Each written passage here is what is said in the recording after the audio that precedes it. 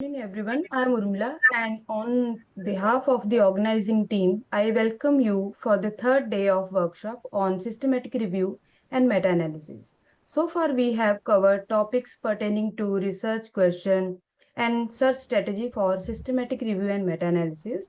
Today, we will be learning about an extremely important aspect of systematic review and meta-analysis.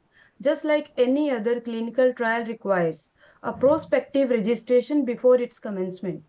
Any systematic review and meta-analysis protocol ideally should be registered before it is undertaken, like in Prospero. So to enlighten us on the Prospero registration, we have Dr. Natasha Sharma with us this evening. Dr. Natasha is working as faculty at the National Institute of Nursing Education, PGIMER, Chandigarh. She has more than 40 publications in national and international journals. She has contributed 12 book chapters and she is an associate editor for Indian Journal of Psychology and Education too. Dr. Natasha serves as a reviewer for multiple national journals. I am privileged to invite Dr. Natasha for this session. Over to you, ma'am. Thank you so much, Urmila. I hope I am audible. Yes, ma'am. Yeah, thank you so much for that nice and brief introduction. And I'm really delighted to see almost more than 140 participants, that too on day three. People usually start losing interest by the time it's day three and day four, but this time the group is truly engaging and they are really interested. So, I am here to discuss a very important topic, that is the registration of a systematic review protocol. So I would like to share my screen.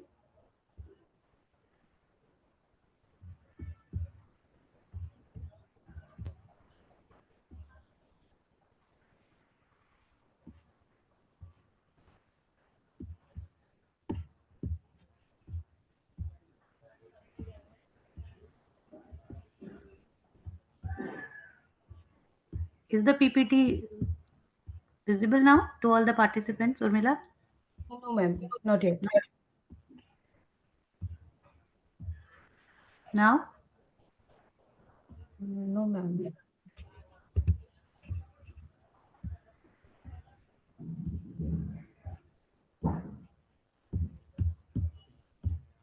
I think now it would be visible. Yes, ma'am. You have started sharing the screen. Yes, it is visible, ma'am. It is visible. Fine. Is there somebody from the technical team right now? Because I can see only the screen. I want to see the participants and the screen simultaneously. Can they help on that? Technical team, you are requested to help ma'am with this issue.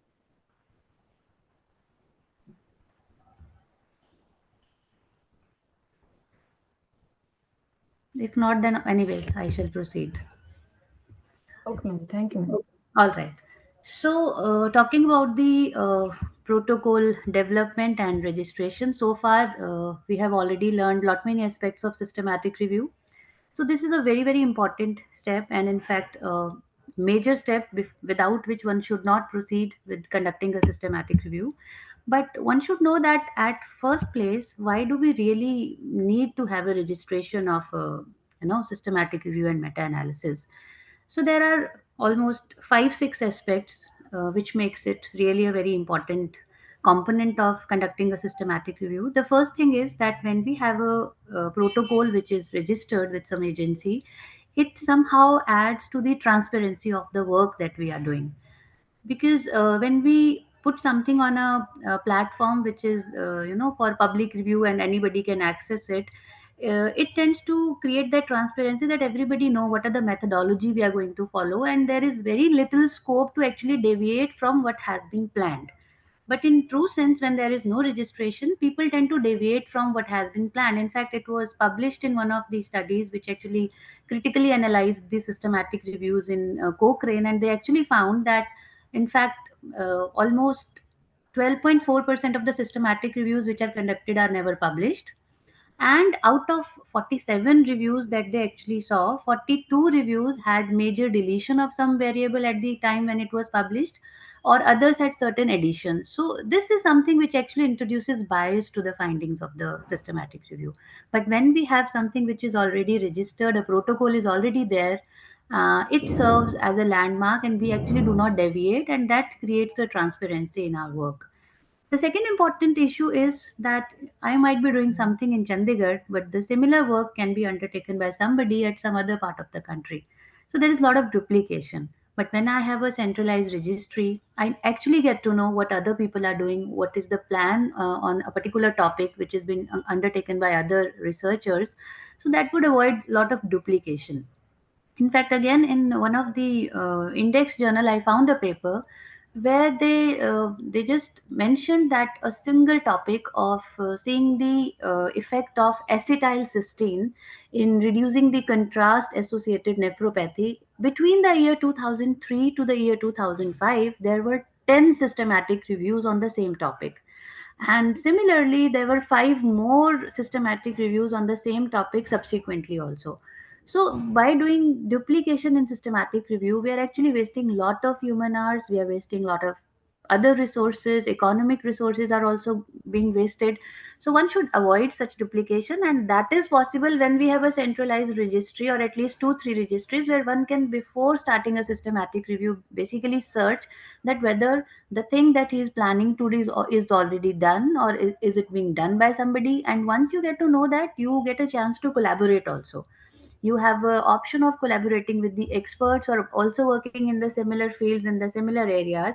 And Uh, then uh, Excuse me, ma'am. I'm sorry to interrupt you.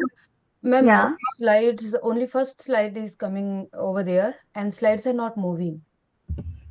okay, I'll the introductory the first slide is there only. I've just moved one slide so far, the purpose of registration slide. Okay, ma'am, but it was there, the only introduction I'll one. share the screen again, then let me know. Just Please, wait. ma'am.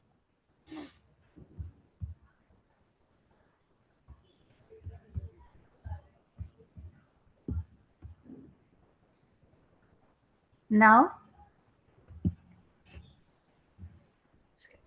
Yes, ma'am. We are on the second slide now. now I'll move the slide, then tell me that whether the slides. Can you see the slides moving now? I'm moving from first slide to second slide. Is it fine now? Ma'am, it is on second slide only. It is not moving Yeah. so far. Purpose of registration is the slide right Can you now. please make it on a slideshow? It is on the slideshow. It is This already one. on slideshow. Okay. Ma'am, can I ask technical team to help you with the same? Please, yes, please.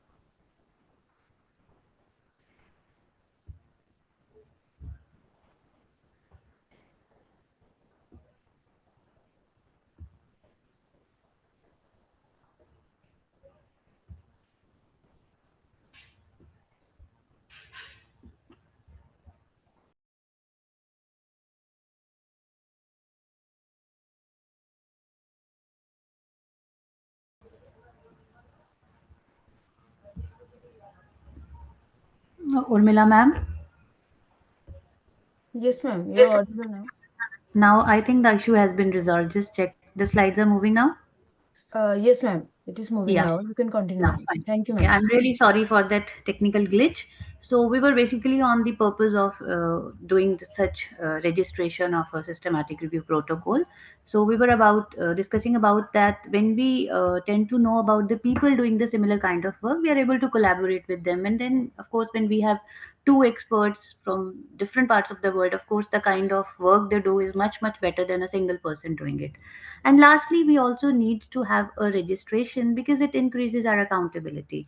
we become accountable for whatever we are going to publish, whatever we are going to conduct, and we tend to kind of adhere to the established guidelines. So therefore this registration of a systematic review before conducting promotes transparency, it avoids duplication, it promotes collaboration, it increases our accountability also. So the next question that should be coming to the minds of most of the participants here is that where do we register? Is it free of cost? Do we need to pay for that? So we are going to get answers to all these queries. So we have different registries where one can register for a systematic review. Of course, all these registries do vary in terms of what is their basic scope, what are the kind of studies that are to be included in which kind of registry. So I'll give you a brief about the most important ones, starting with the gold standard, that is the Cochrane collaboration. By now, we all have been listening to Cochrane. I mean, from day one, we have been listening to this is gold standard. So this stands gold standard even for the registration purpose also. So Cochrane collaboration is basically a network of researchers who tend to promote evidence-based practice, and they tend to develop evidence, and evidence centers are created. But in Cochrane, it's not that everybody can, register a systematic review protocol in Cochrane. If you want to do it in Cochrane, you have to have an affiliation with so-called the Cochrane Review Group. And once you are affiliated to a Cochrane Review Group, you actually submit your protocol, and then this Cochrane Review Group, which is a, basically these are the group of experts. They take a decision after reviewing your protocol. They do a intensive peer review, and then the decision is taken. And once that decision has been taken and your proposal has been accepted, then you can continue your systematic review, but you are under the editorial framework of Cochrane only. So you have to abide to the guidelines and the very meticulous methodology that Cochrane follows. So it's for the new people who are doing new systematic reviews, it's usually said that, go for Prospero or other registries, because Cochrane has a very, very meticulous kind of working, and it actually takes longer time to complete Cochrane reviews. And first of all, you have to be the affiliated member of that group. So that is about Cochrane collaboration. The second one is the Campbell collaboration. So Campbell collaboration is another very, very common kind of systematic review registry. But the difference lies is that this Campbell collaboration, basically the scope is different, because Campbell is more for the reviews related to the social sciences, reviews related to crime, reviews related to legal system, public health, environmental sciences, or more of so-called business sciences. So those are the kind of reviews which are more taken up in Campbell collaboration. And it is not as stringent as Cochrane, and anybody can register with Campbell. In fact, Campbell tends to create various training programs from time to time where they actually teach how to conduct a systematic review, and they have a lot of resources also, which can be utilized free of cost for everybody or anybody who is interested in doing a systematic review. Then we have something called InPlacy. InPlacy was launched in 2020. Again, InPlacy is the best part of InPlacy is basically InPlacy is basically an international platform for the registered systematic reviews and meta-analysis, and it has a very wide scope. It includes both health sciences, allied sciences, even social sciences, and it's again a free of cost registration is there. The best part is that once you register in Enplasi, you tend to get your protocol registration confirmed within 48 hours.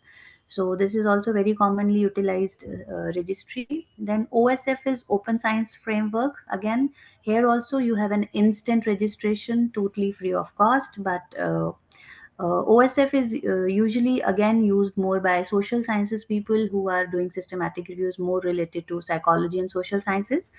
Another one is JBI. JBI is basically Joanna's Briggs Institute. JBI is not a registry in itself, but it provides a lot of resources. It provides a lot of tools and guidelines based on which you can develop a protocol, and subsequently the work which is done in JBI, it tends to get registered in Prospero. And then coming to the one which we are going to discuss in much detail today is the International Prospective Register of Systematic Reviews, which is better known as Prospero. So Prospero is a web-based register which offers public access. This is freely accessible to anybody, and it also has a lot of protocols which are already there. They are accessible to all, electronically searchable, open to all registrants, and it actually requires submission of a minimal data set. It has its own validation mechanism to ensure that all your entries fall within the scope and they are actually complete. So once you register on Prospero, you get a unique identification number, something like a DUI, which is basically a number assigned to your protocol. And whatever further correspondence occurs, it is through that unique identification number only. And whatever records are there in Prospero, they are permanent records. Suppose you have developed a protocol, you have registered a protocol, and in the later stage, and after a month you realize that you want to make certain changes. So there is an option in Prospero, you can edit it. And it also keeps an audit trail of all those additions and deletions with the date of doing that editing, along with the reason for doing that if you edit anything, the reason and the date is also mentioned, and that record is always maintained in Prospero. So it's one of the most user friendly interface among all the registries, and most of the people actually try to register their systematic review protocols on Prospero only.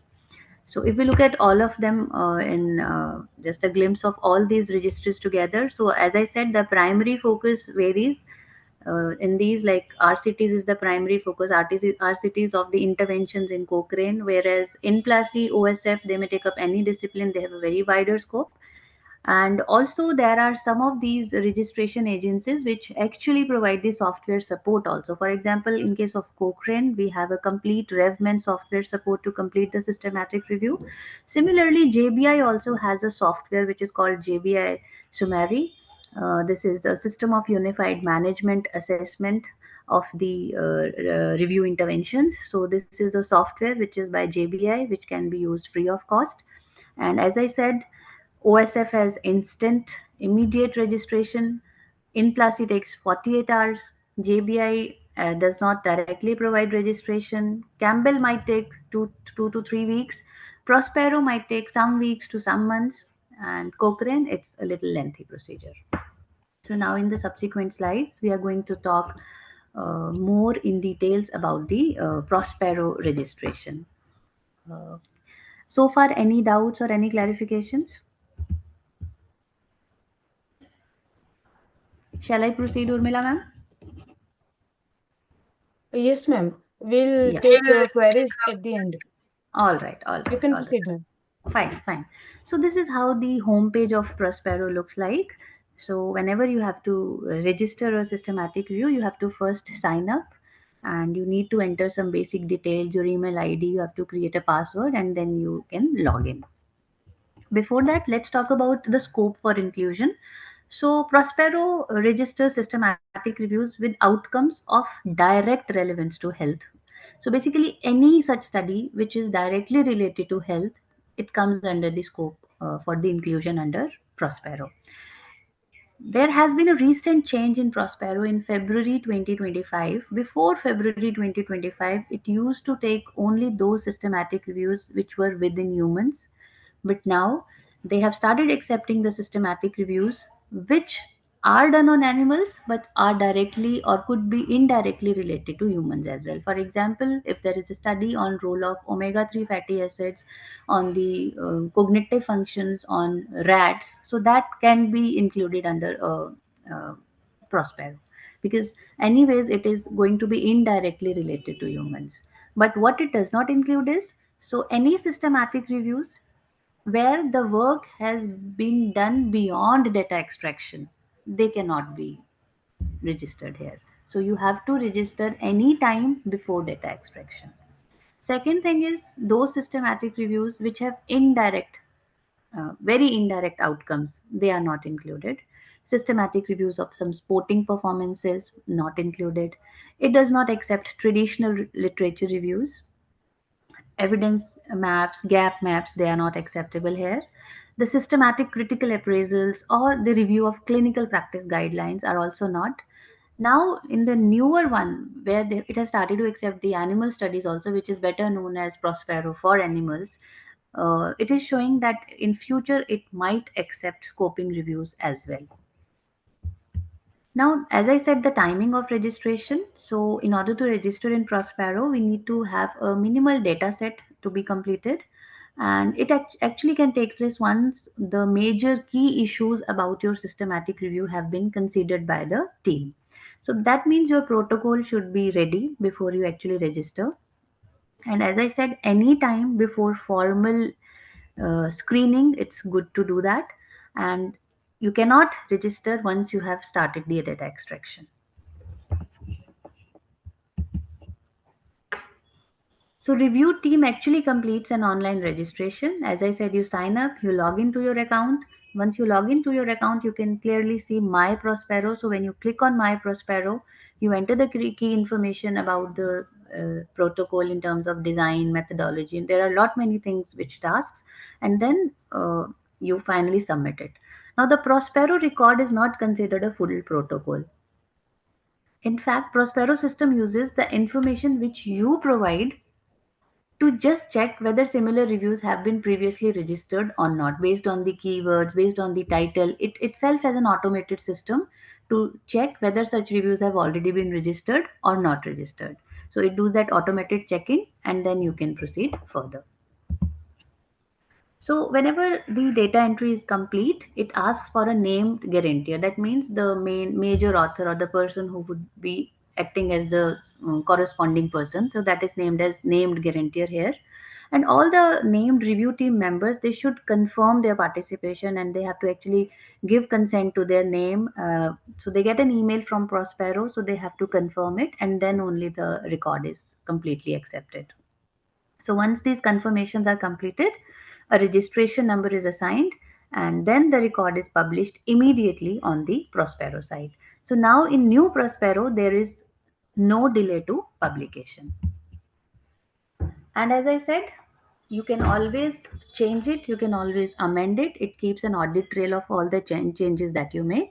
So a dated audit trail of amendments is stored, which becomes a part of the registration record itself. So it retains the prior versions also, which are also publicly available. So people actually can also see what changes you made and at what stage those changes were made. The review team is also asked to update the registration record when the review is completed. So once you have completed your systematic review and you have published your systematic review, you have to include the citation details on the Prospero site itself. So you get automated emails as reminders to do so. Prospero does not check the record content. It's only the automated checks which are done, but in new Prospero there is no peer review. Neither it endorses the content which is published on Prospero. So Prospero record itself is not a formal publication. Coming to the aspects of data integrity, so Prospero records reproduce the information which is actually supplied by you. So whatever content is there on Prospero, it is the resultant of whatever information is being given by the research team. So as such, Prospero accepts the record content all in good faith, and it actually relies on the researcher's integrity to ensure that whatever information is being provided is both honest as well as this is accurate. And since February 2025, it has also required a named guarantor verifies the information which is provided. So if there is any false information, this would be referred as research misconduct as per the Prospero terms and conditions. Now, this is how the home page would look like. When you click on register a new review, there are certain terms of use which comes up in this pop-up window, and you have to read all those terms and conditions, the privacy policy, and once you click on I have read and understood the terms, then only you can proceed further.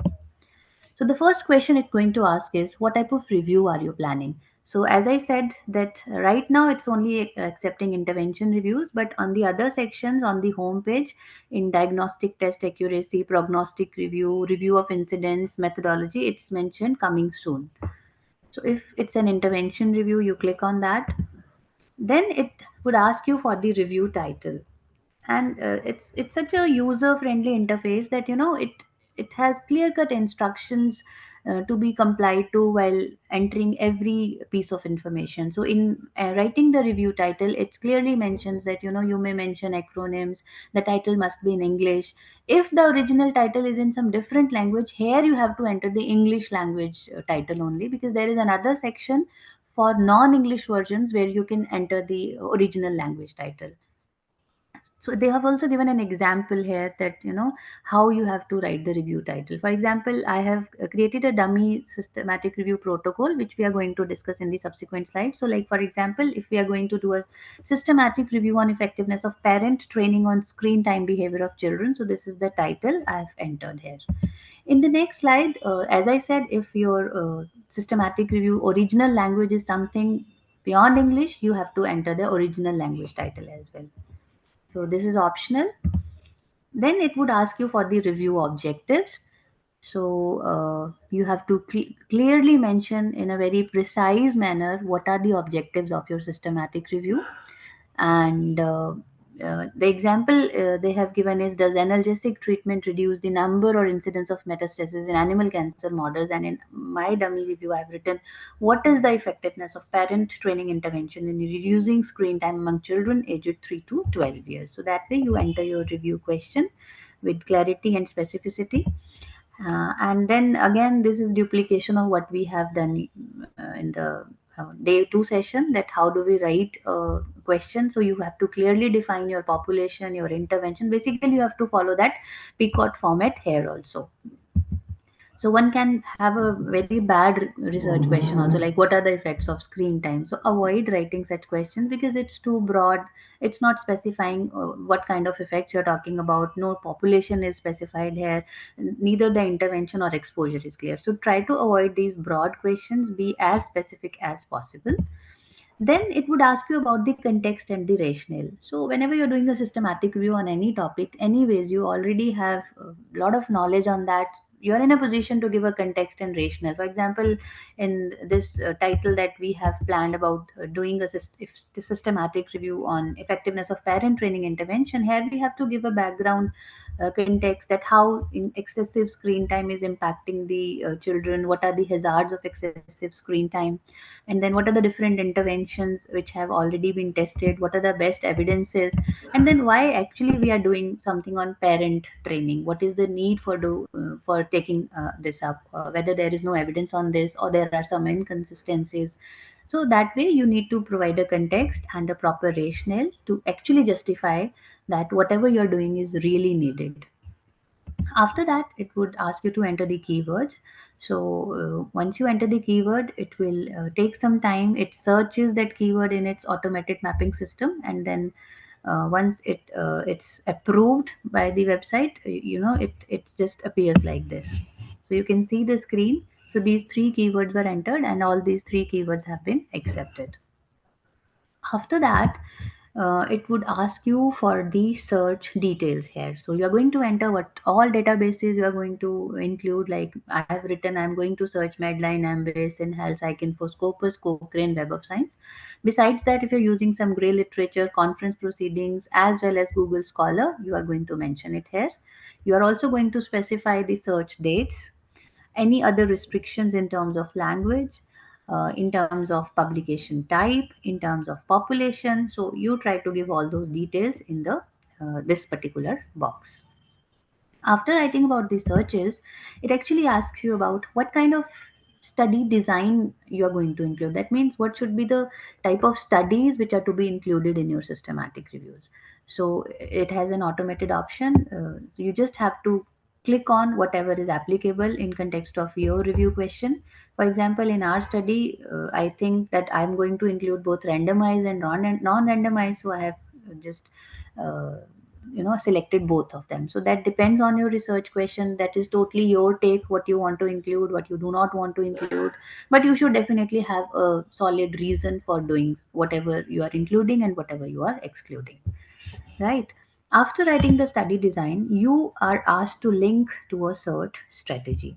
So sometimes we are registering our protocol in a very early stage, and we do not really have a clear cut search strategy. We just have some keywords in our mind, we have some vague idea about what is the search strategy going to be. So there are three options. Either you click on that your search strategy is not available, or if you have a detailed search strategy, you can directly upload your search strategy in PDF format.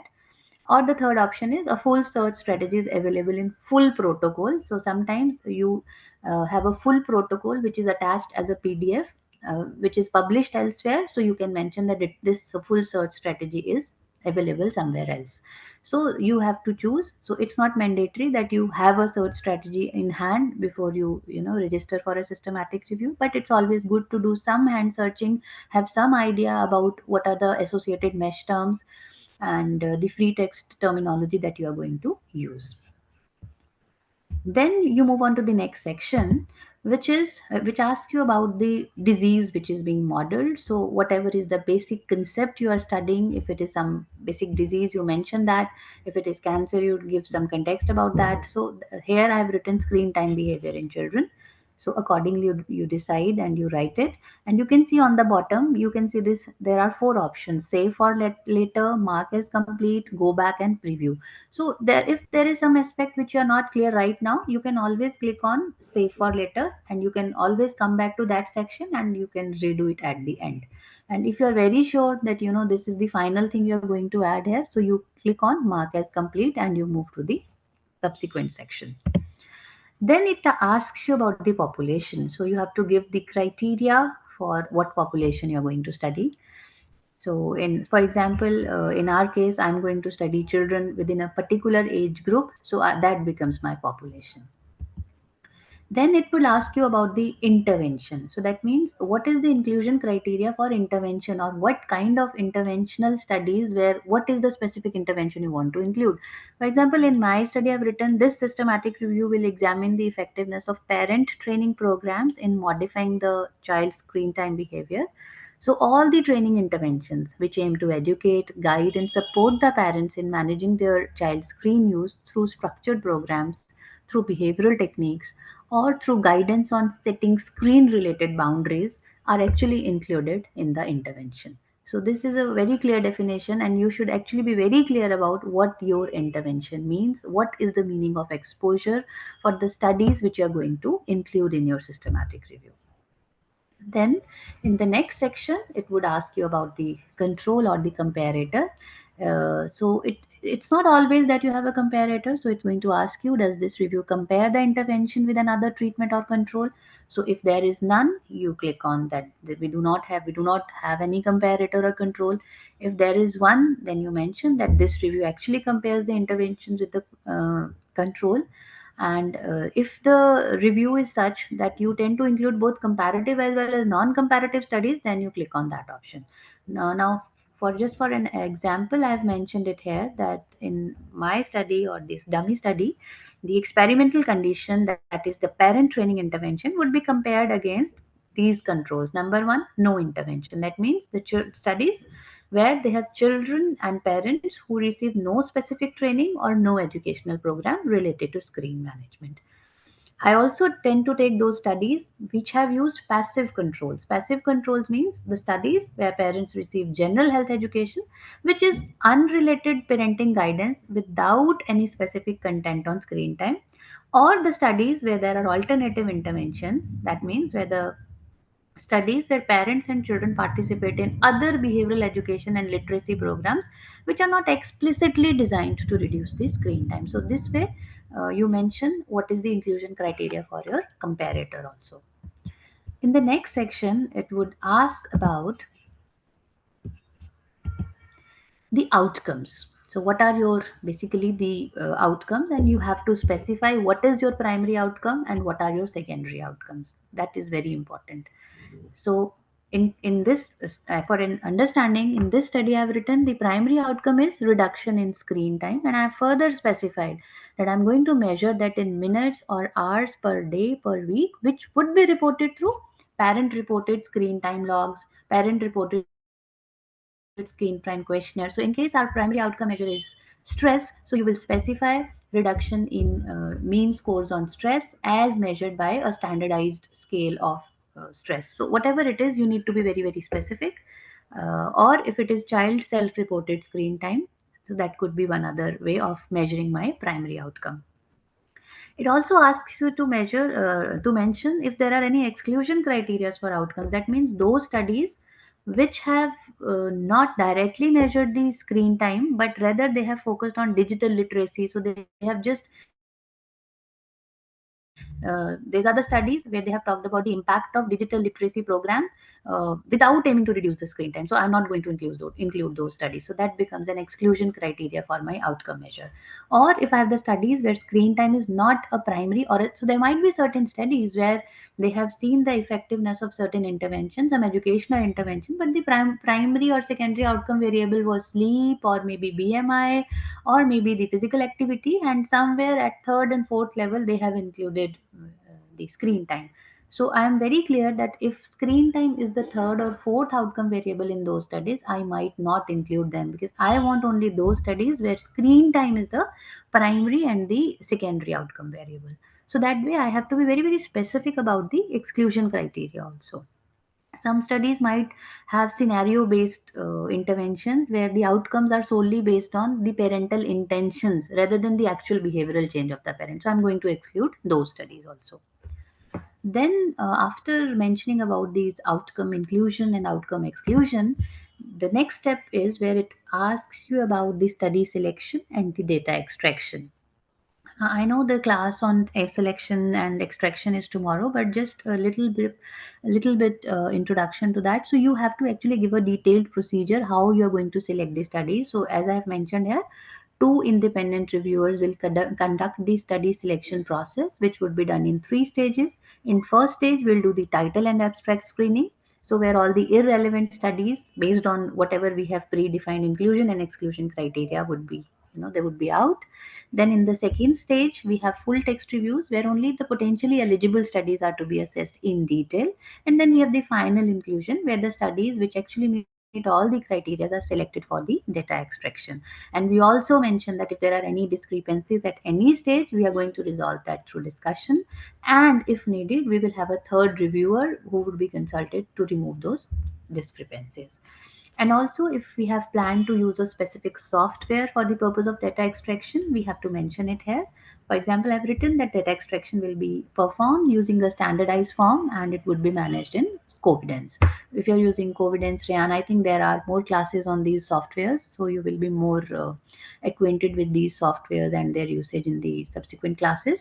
But you need to mention this basics procedure that you're going to follow for the selection of the studies.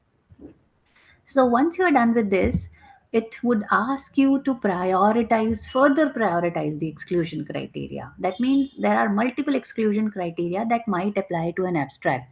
You might not include a study because there is an irrelevant population. That means if we go back to our example, if the age group does not match, we are going to exclude the study. Similarly, if the intervention is not relevant, that means there is no parent training program. I'm going to directly right away exclude the study. If the study focuses solely on child self regulation without parental involvement, I am going to exclude the study. So I'm getting much more clear vision about my exclusion criteria. So this is about prioritizing the exclusion criteria. So if the outcome is irrelevant, that means if the study does not measure screen time as primary outcome variable or secondary outcome variable, I'm going to screen out that study. If the design is not eligible, so if it's a cohort study, cross sectional study, it's a case report, it's a conference abstract, I'm going to exclude it. If the comparator is ineligible, I'm going to exclude it. If I've already mentioned in my protocol that I'm going to take only English language articles, so if study is not published in English, I'm going to exclude it. And lastly, if there is a study which is eligible but the full text is not accessible, and I've already mentioned that I'm going to make two attempts to the authors, and if after two attempts there is no reply, I am going to exclude that study. So this is how we actually prioritize our exclusion criteria. After that, it would ask you for the methods for data extraction. So you again have to, in a good enough detail mention how this data extraction would be done. So here I've written that data extraction will be conducted independently, and minded this is mandatory as per the Prisma guidelines. It has to be done independently by two reviewers using a standardized extraction form. This extraction will be cross checked for consistency and discrepancies, which actually will be resolved through discussion. And when you are using these advanced software like Covalence and Rayan, it has its automated systems where if there are any discrepancies, it creates a special color coding, and then it gives a prompt that consult the third person for consensus, and there is a box where the final consensus would come up. So these are some good things about these new softwares. Most of the things are actually inbuilt in that. So if there are disagreements, a third reviewer is to be consulted for arbitration. Similarly, you need to mention whether you're doing the text based extraction. That means, are you manually extracting the data from tables, text, and supplementary files? Sometimes you have certain graphs and you have to extrapolate the data from the graphs, and you need certain kind of apps like Plot Digitalizer or other similar tools. So, if you are going to do that, you need to mention it here that if there is any relevant data which is there in the graphical format without the numerical value, you are going to use Plot Digitalizer or other tools. If there is any missing data, for example, if data on effect size, data on follow up duration, or some important participant demographic is missing, then you have to mention it here that you're going to contact the authors by email, and you actually will have two follow ups which would be made within 4 weeks before you actually consider the data as unavailable. So, this is a priori decided method that you're going to follow while you perform the data extraction, and it has to be mentioned in your systematic review protocol. After that, under this data to be, it asks you about what all data is to be extracted. So there are questions about the study design. There might be questions about whether the allocation concealment was there or not, blinding, method of randomization, follow up, all these aspects. So you decide whatever is the relevant data in context of your research question. So you mention it here that this is the information that is to be extracted from each study. So study design, then data on intervention of interest. So you are going to extract the data about what was the intervention in our example. For example, if it's a parent training program, you have to mention whether it's a behavioral training, it's a psychoeducational training, is it a digital media literacy training, it's just a parental mediational training. Then what is the delivery format of that? Whether it's face to face, it's online, it's app based, it's group based, you need to mention that delivery format. The dose and duration, especially in the systematic reviews of some medications and the drug trials, the dose and duration becomes very, very important. So here in our study context, we need to mention number of sessions, the duration each session, and the length of the total that intervention program. The timing of interventions are also important. Then the parental involvement, whether it's an active participation, self-guided, structured.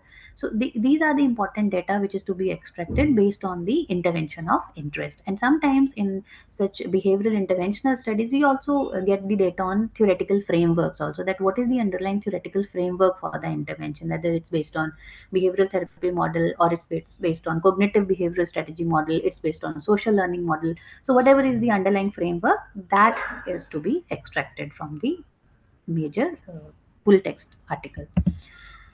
It also asks you about what is the data you're going to extract about the primary outcome.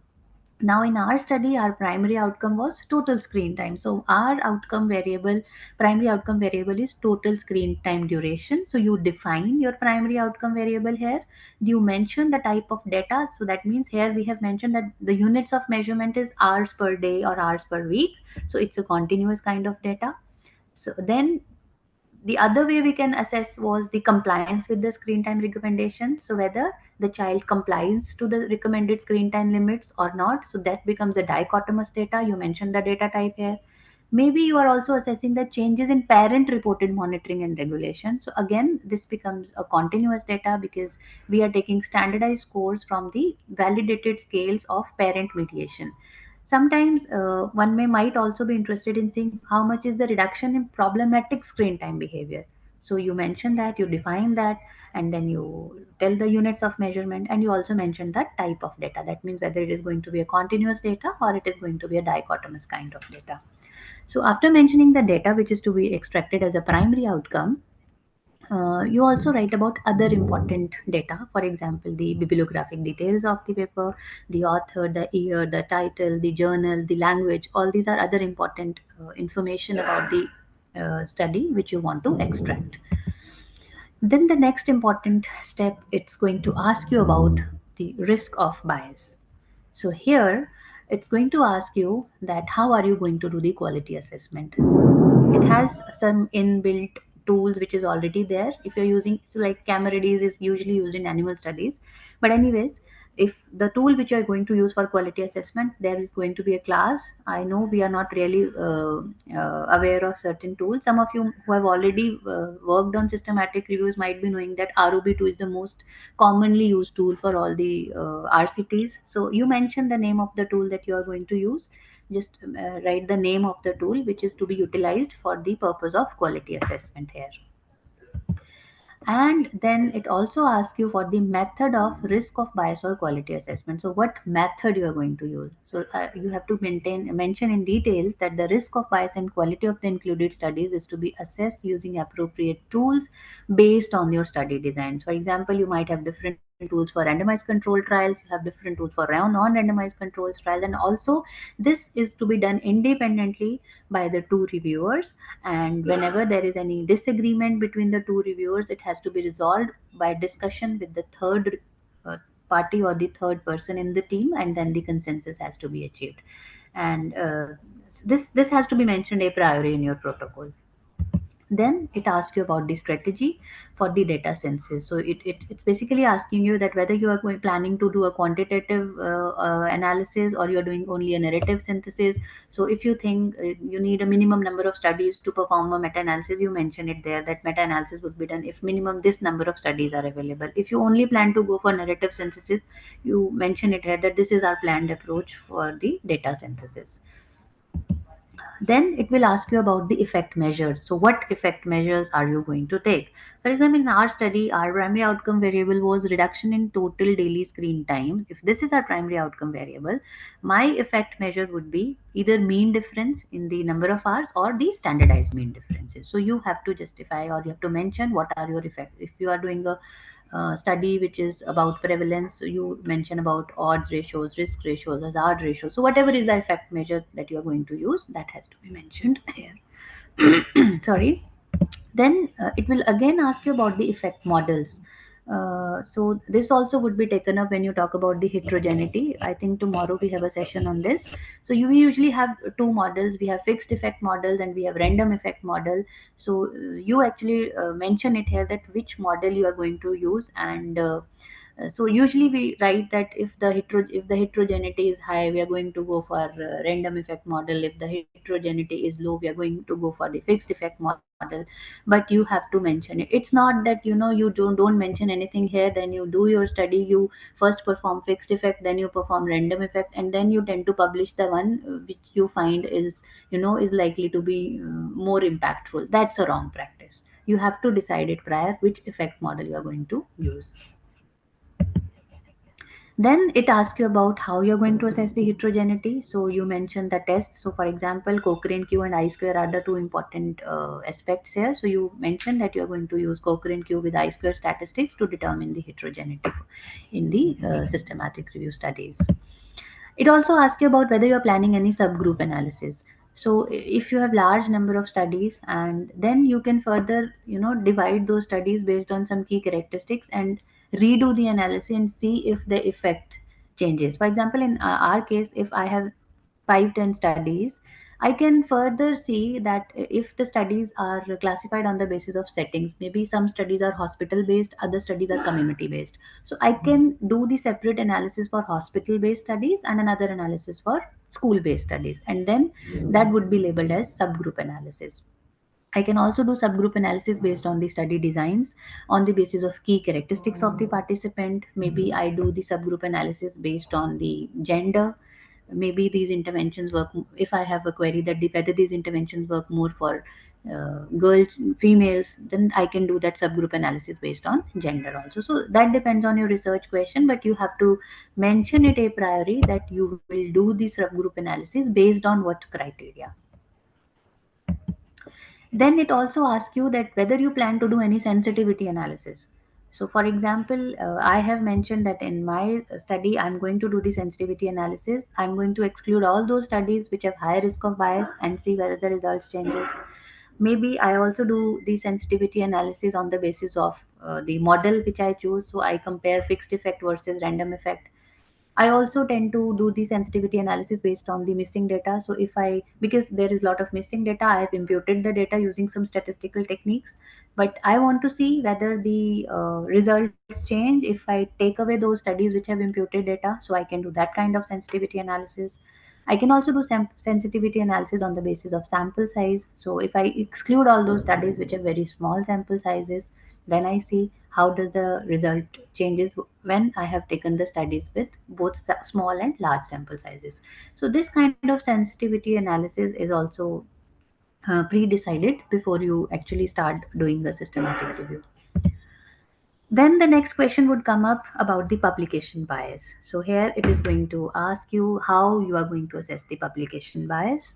So this would also be taken in the subsequent section. So assessment of publication bias is planned. So here I have mentioned that I am going to do the publication bias if I have sufficient number of studies more than 10. And the method I'm going to use for the publication bias assessment is I'm going to visually inspect the funnel plots.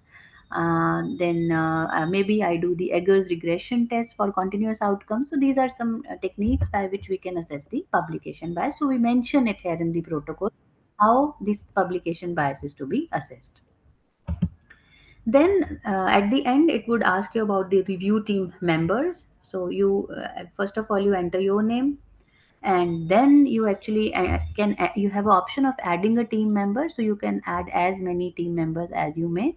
And then out of all, one person would act as a review guarantor. This person is responsible for all the communication, correspondence, and everything that goes on with the Prospero.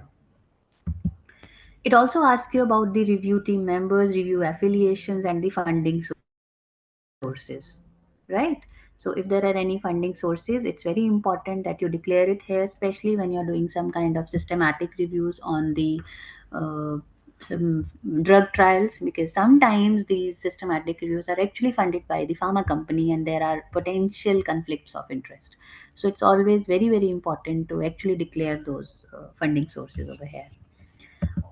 Then it is going to ask you the question that what is the date when you're going to start your review and what is the end date. And it says that there should be minimum 28 days gap between the beginning and the end of the systematic review completion.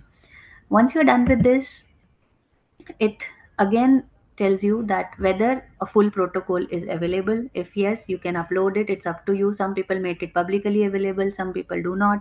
It's not mandatory that if you have a full protocol published elsewhere, you need to uh, submit it here.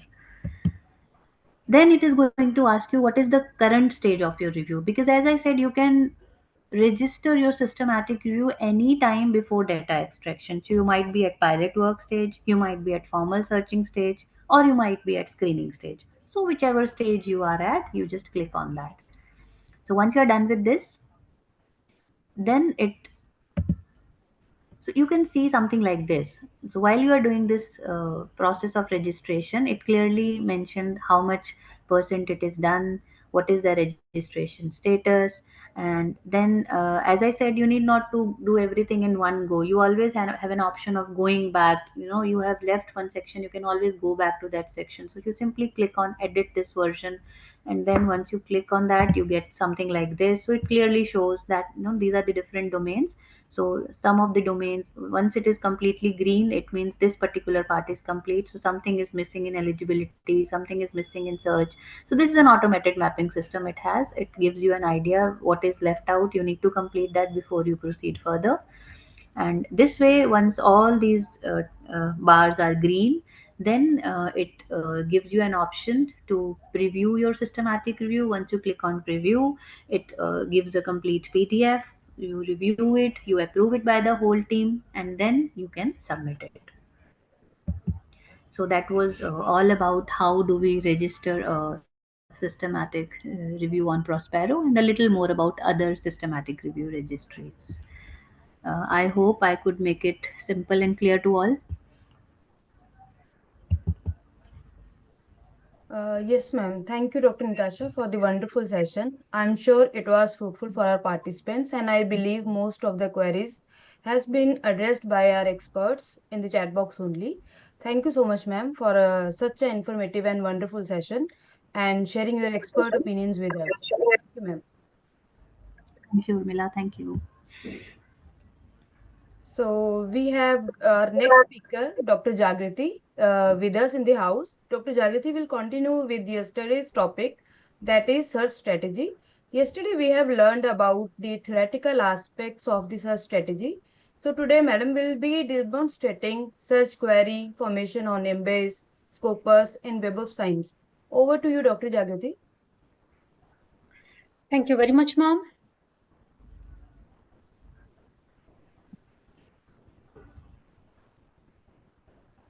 Ma'am, kindly confirm if my screen is visible. Yes, ma'am. Okay, thank you very much. So good evening, everyone. We are here on the search query, and yesterday we have discussed about PubMed platform, and this was the set of queries that I have run already. And right from there, we are trying to move forward. Dr. Harpreet has given you plenty of details about how we lead queries on Embase, then Scopus and Web of Science, etc. So today I'll be demonstrating that with reference to the search question, the research idea that we focused on in yesterday's query. So the idea for this demonstration now is to extract a relevant set of databases or a number of articles from all these different databases so that you can continue to the next stage for inclusion, exclusion, and for screening, etc. So continuing from what we have obtained from yesterday's results, I hope you remember that I have utilized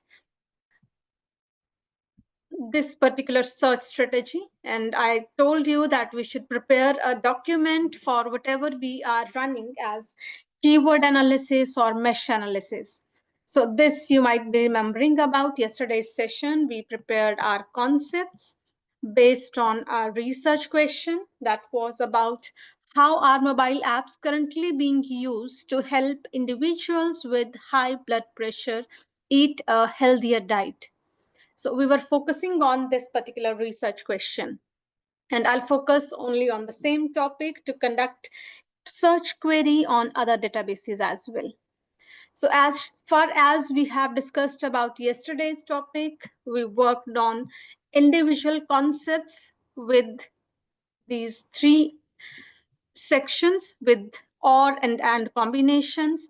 We learned about mesh terminology. We learned about Boolean combinations of keywords as well as the keywords, also how we can merge them into our search query. So that was based on your PubMed database. And lastly, we just combined query from all these three databases, and we were able to extract a relevant set of articles from PubMed database. So the same I'll now follow further with the Embase platform. But before that, let us learn how we can extract now studies from this yesterday's query. That part was left from yesterday's session. So I'll take to these set of results directly. And we have it right here. If you remember yesterday, a number something like this we have obtained. I ran that query again just few minutes ago, and I could retrieve these set of articles from here. So before I start extracting articles from here, now we need to deploy some filters on our search queries. And for that, what we need to handle is, the idea here is variety of filters you can add. For example, one most commonly used filter is date filter. That is widely preferred because instead of getting studies from maybe past decades or maybe 15 years or 10 years, it is better to have a limited range of studies for your SLR. And that we generally refer with respect to your recent articles. And for that, on all major databases, you can easily put this year filter initially. You can observe this right here. Currently, by default, it is capturing data from 2012 to 2025. But that is not necessary for your SLR. We generally recommend like maybe it could be like maybe past 3 years or maybe past 5 years, depending upon how you are proposing your query. So let me consider it maybe for past 3 years. So for that, I'll just slide it back to 2023. And I'm including now only 3 years, 2023, 2024, and 2025. It could be based on your idea of conducting search, that how many years you want to include. The most recommended ones in most of the cases you try with 3 years and 5 years. That otherwise you can check already published SLRs in your domains, and you can get some references from there as well. So after running this, the next part I'll insert here is you can observe that we have many other filters as well. Although not all of them I'll be putting here, but yes, there are few things that we can think about, like maybe if you want to restrict what type of articles you want to include in your study. So from here, you can choose that filter. That is your choice if you want to add a specific type of articles only. For example, relevant to clinical trials only. If you want to consider these, then you can select these items from here. For instance, I can choose these set of items. And maybe if you have any other kind of primary studies, like maybe these randomized control trials, and depending upon whether it should be maybe from human trials only or any other, accordingly you can put these filters. So currently I'm not putting these filters directly because I'm just running your initial search only from here. But yes, later on, you can try these filters based on your specific domain. So currently I'm just using cancel over here. And this is the only filter I'll be applying on my PubMed database. So as soon as I run this part, I'll search again with this newly applied filter. And you can observe I could get here 42 results, because earlier it was up to 2012. So definitely we were getting more number of studies based on that. But now I could reduce to 42 most relevant outcomes. And if I just try to scroll down, I can just observe that my keywords of interest are highlighted here. I can refer to all those keywords here. So I can be on the right track based on this. So this is the first analysis we have conducted. Now, in order to take your these results to next stage, that will be your screening stage further, you first need to extract these outcomes on the platform. And that could be maybe in the form of any CSV file, Excel files, or sometime RIS files you have. And BibTeX files also are provided by some databases. So depends what kind of database you are using. Accordingly, you can retrieve files. Multiple options you will find for that. Either you can send email directly, or you can directly save it from here. You can observe this. If I click on the save option, you can see here we have selection and format options. Like if I just scroll it down, I can click on all results in one go. And then format also we can select. You can observe either a CSV file or maybe a PubMed file, whatever is suitable for your software that you will be utilizing for the extraction stage. So for instance, I'll be using maybe CSV file for now. So I can just select this and I can click on create file, and it will just take few seconds to get these results ready on my system. So maybe I'm just saving this on the desktop platform, and I'll write here records from PubMed to store this as comma separated file. And I'll just save it. And this file later on we can access on any of your softwares further for your data extractions. Similarly, if you need maybe PubMed file, maybe if in your software PubMed file is compatible, so in that case, you can simply change the file type from here and you can click on create file and it will be downloaded instantly. So it comes in the form of a text file automatically. And you can alter its name or whatever name you want to put. Accordingly, you can update it and we can save this file. So now we have stored records from first database on our research question that we have highlighted in yesterday's discussion. So if we are good up to this, then definitely we can switch to the next database. And for that, we'll be talking about Embase now. Another popularly used database for medical studies. And here again, I'm putting the same research question in my mind because you are conducting your analysis on a focused area. So from all the databases, we are trying to extract studies relevant to this research question only. And from here, we have already extracted the main terms. This we have discussed yesterday also. And we need relevant set of keywords now. Although we have identified those keywords in yesterday's session as well. But yesterday, I have not demonstrated this thing in detail that how do you get these keywords because of the time limitation that we had. So as a layman, how you can start? Maybe you are doing it for the very first time and you have no idea about how to identify your keywords. So for that, a very simple approach that you can follow is, one option is that majority of time when you start your research work, maybe as a part of your PhD or certain project work that you are doing, you generally have some supervisors with you. So sometimes your supervisors may suggest you some base papers to study to start your work in a specific domain. So from those base papers itself, you can identify some keywords that are given by your supervisors to you.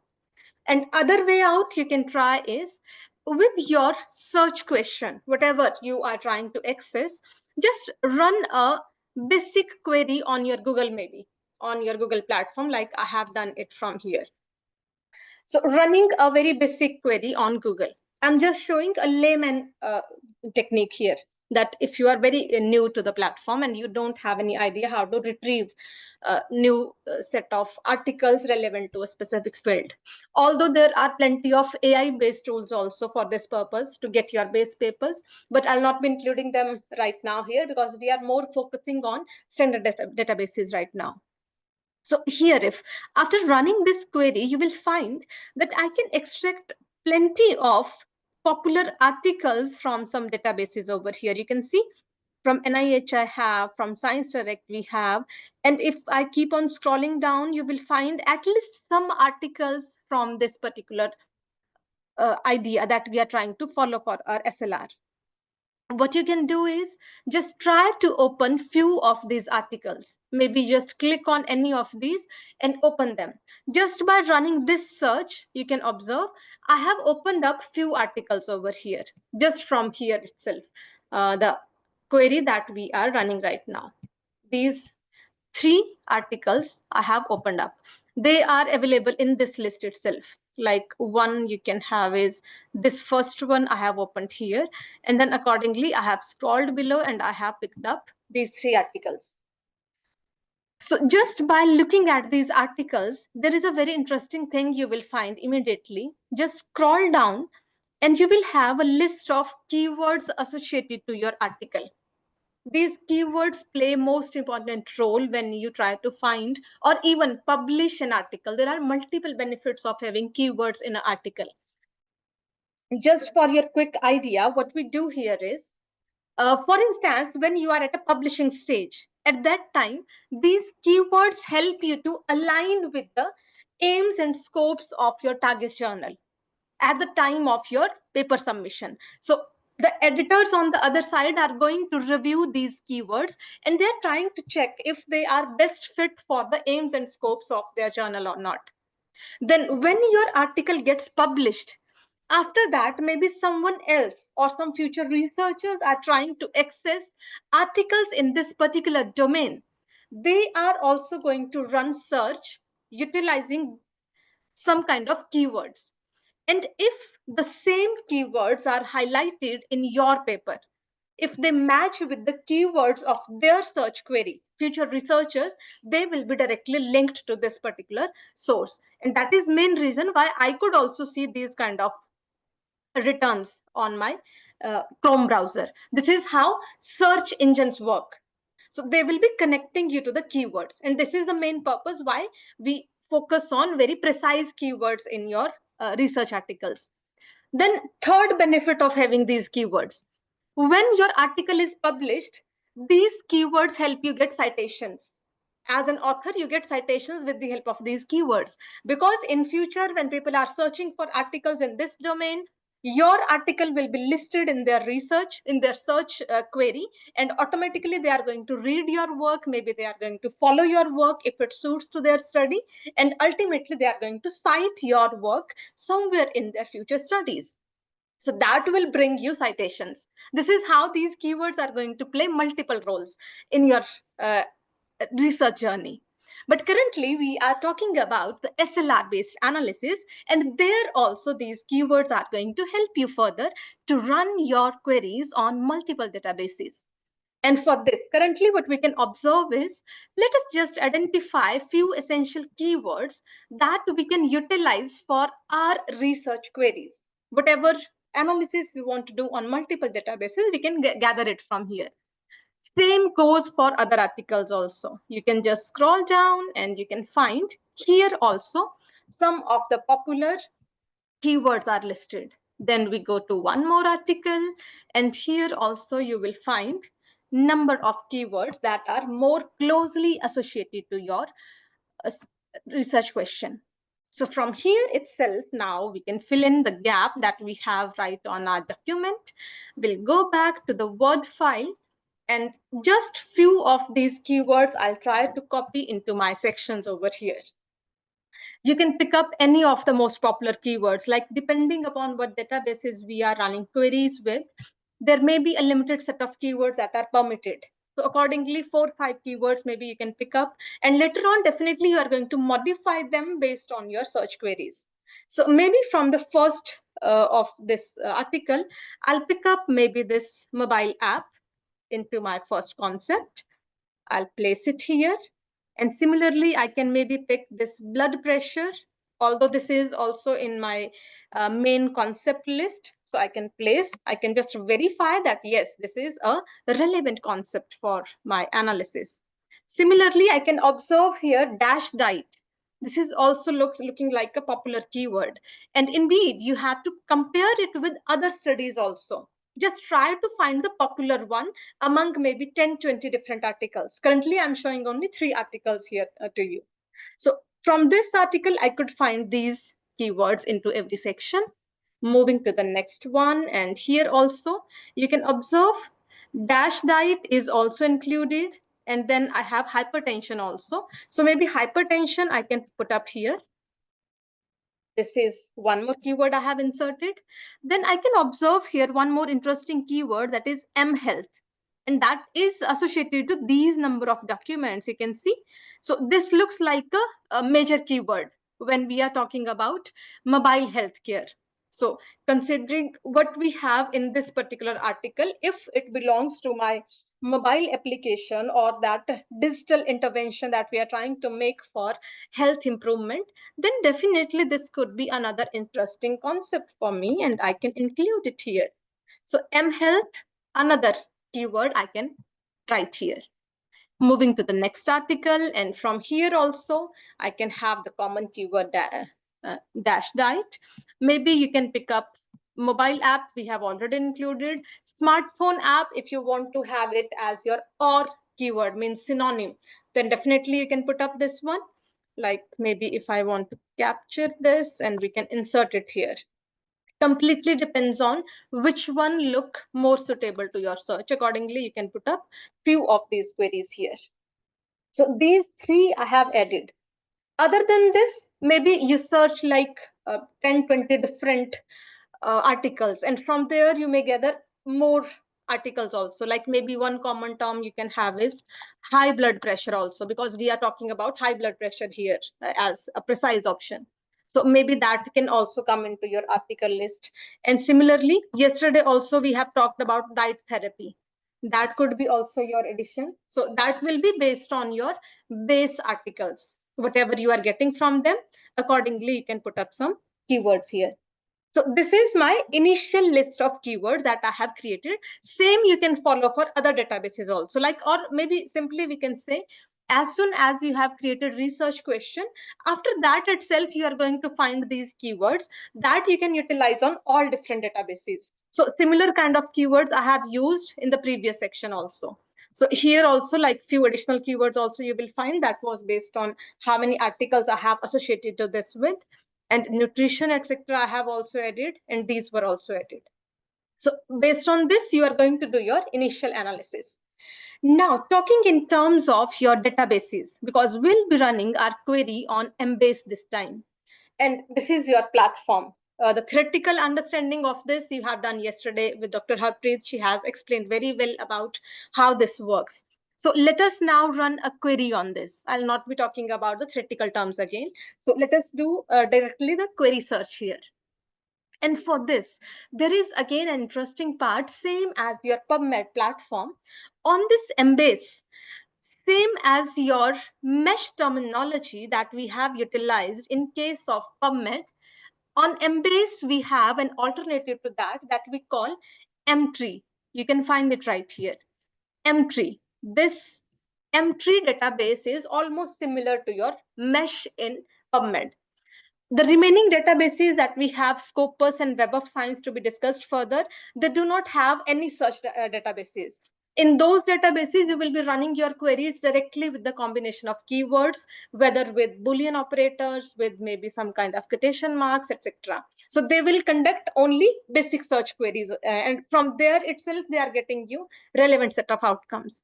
But yes, with PubMed and Embase, we have additional privilege of adding mesh terminology or M-tree on respective platforms. And for this M-tree also now, there are some keywords, same as your mesh analysis that we have done. And based on the hierarchy of your keywords, you are going to include them into your search queries. And on this Embase platform, there is one more interesting part. We can run queries in two different forms. Although both are suitable, any of them you can try, but M-tree based query is widely supported in literature. So generally what we call this is, for instance, I'll enter into Embase database. First technique is quick search, and second technique is M-tree and keyword combinations. These two techniques we prefer. Since this Embase is dedicated to majority of medical line articles, so based on that, they have created a database within M-tree for leading medical terminologies, same as we have seen in the mesh terminology. For instance, if I try to search here, like maybe I'll write here blood pressure. As soon as I'm writing this, you can observe it is highlighting the widely used terminology for this in the domain. You can observe how many number of articles are associated to with this keyword, number of articles associated to this keyword. So this basically represents the popularity of certain keyword or a certain phrase that you are utilizing in your search term. And it comes automatically as soon as you start typing. On the main page of Embase, by utilizing this technique, we can run a query quickly. Any query we can run quickly. For instance, considering all my three terminologies from here, that is mobile app, diet, and blood pressure, what I'll do is I'll first go to this all fields option. You can observe I'm using directly all fields option, and I'll write here mobile app. You can observe this. And what it suggests me, it says that instead of using mobile app, the better use is mobile application. So it is recommending based on the database popularity. So I can choose this directly. And this is associated to majority of papers that are published in this with this particular keyword. Similarly, I have my second and third concepts. So instead of running any separate queries, with your quick search, what you can do is you can combine your fields directly here. Observe this carefully. First field I have inserted here. Then I'll click on add field from here. And again, you can choose all fields or broad search. Both are your option. We can do search on specific portions of your article also. Currently, I'll use all field also as your free search, free text search on entire document we can do. And from here, I'll insert my second concept, that is diet. And you can observe these are common recommendations we are finding. And since in my case, I'm talking about eating healthier food for managing high blood pressure. So for that, this second one looks more relevant to my idea of study. So what I can do is I'll just click on this and I'll include this into my second field and make sure that the operator is by default active and, because currently we are combining three different concepts instead of synonyms. So and is the perfect choice for here. Now I can pick up my third keyword also, that will be with add field. And here I'll search for the third one, that was blood pressure. So I'll just put this right here and let us look for relevant set of outcomes. Okay, I'll just first add this field by using all fields, and here I'll write blood pressure. And as soon as I type, I can find relevant set of outcomes. So in my case, for instance, I consider this one. That completely depends on your how you are conducting your analysis and how your search group is recommending. Like you might be sitting with your supervisors, your peer groups, and then you decide which one suits more relevant to your idea. So for instance, I consider this hypertension as more relevant. So I'll click on this. And this third term also I have added with and terminology over here. So this should be fine. I have just added all my three terms and I'll just click on show results from here. And this will bring out you some relevant set of studies. You can observe. I can see this query right here on the top of your Embase outcome. And it states that we are getting 86 different search outcomes with this first query that I'm running. I can explore these all set of results right here. And then we have option to edit this basic query as well. For instance, if I want to edit this, what I can do is I can go to this edit bar, and from here I can edit anything. Like maybe I want to add or diet, just a random example I'm inserting. Then I can edit it anytime. This we have tried yesterday also, so I'm not explaining this again in detail. These just combinations I'm doing, and I'm running here test. And you can observe, it will quickly tell me that how many outcomes I may get with this updated query. So it says 176. Earlier I was getting 86. So if I want to update my query like this, then I can click on accept and update. As soon as I click on this, I can observe the updated set of results. So this is with your quick search we are conducting right now. But the better option that is generally recommended in literature, in that case, we consider following it with a combination of M-tree terminologies. That will be something like your mesh terminology as in your PubMed database. So what I'll try to do for that is a very simple approach. I'll go to M-tree platform. I can just click on M-tree from the top of the search window. And then we have here browse M-tree option. And from here now, I can quickly identify my exact keywords that are saved in M-tree database that are relevant to my medical community. So for this, the very first concept I was having is mobile app.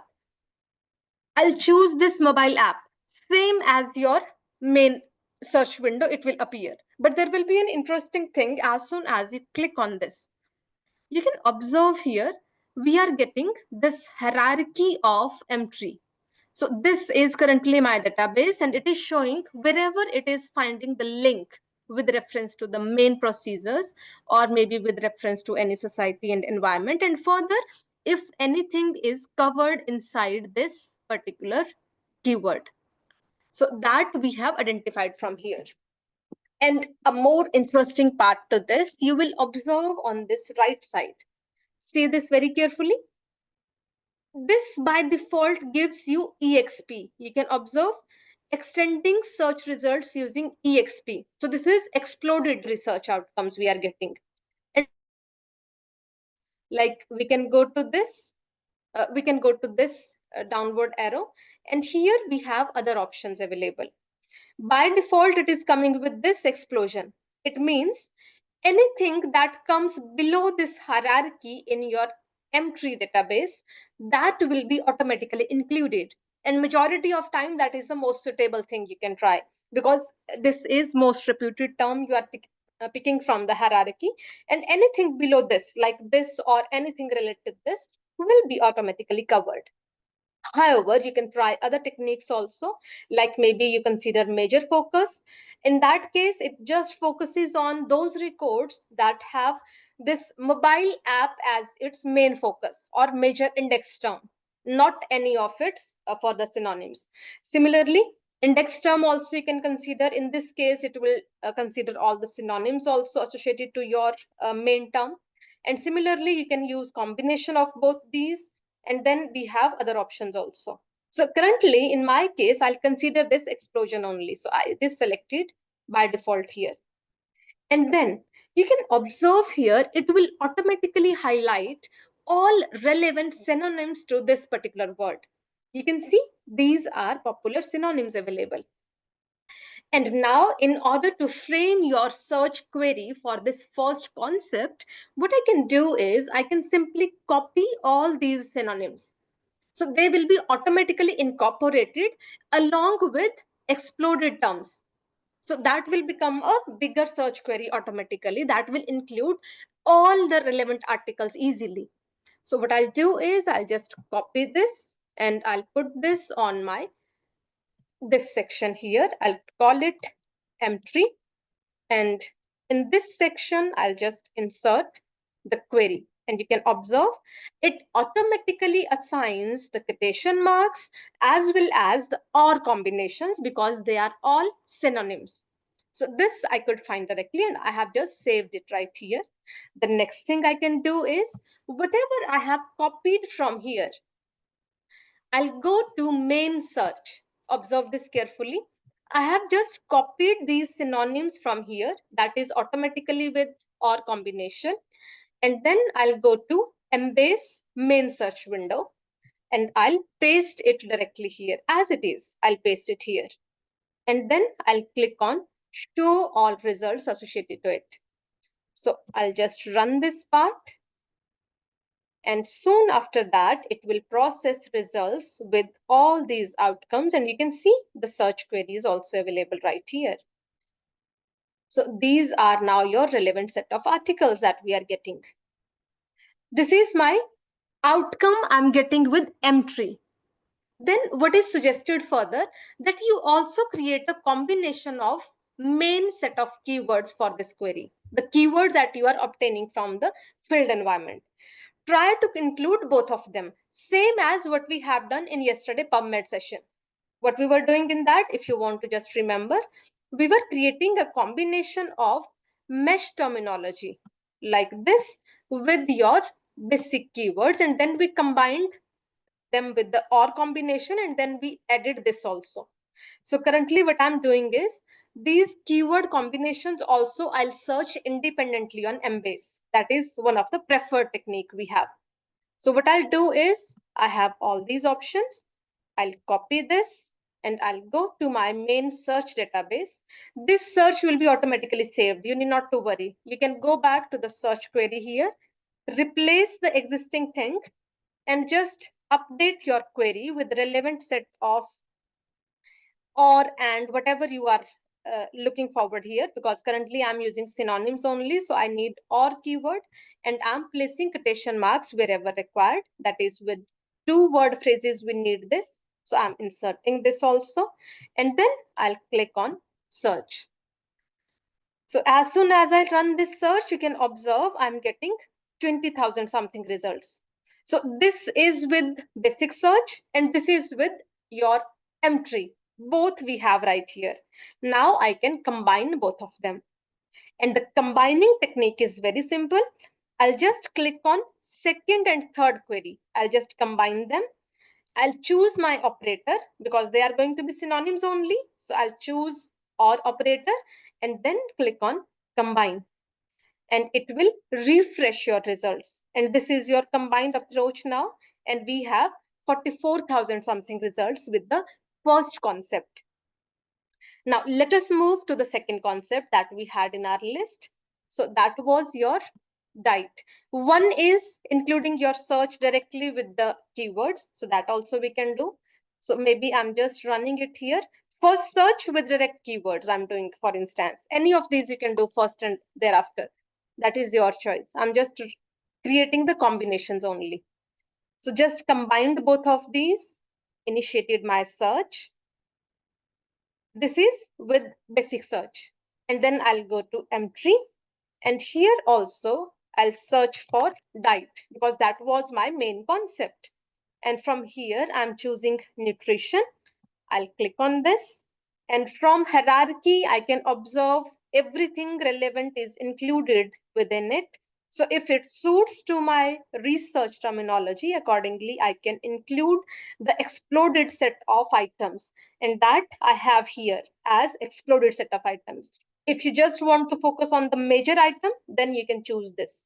Otherwise, by default, I'm considering exploded. You can observe here count of articles will be reduced accordingly. If you are considering major focus only, this is the count. If you are considering explosion also, this is the count. So accordingly, it will change. And you can use any combination based on your requirements. For example, here I want to use maybe major focus only, so I can do this. No problem in that.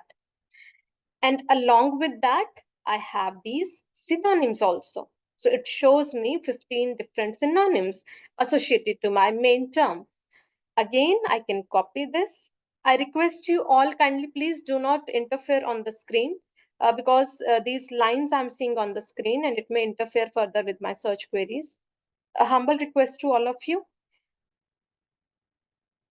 So next to this, again, I'll add here my M-tree combinations and that I'll paste. You can observe this or set of combinations I'm getting from my initial update here.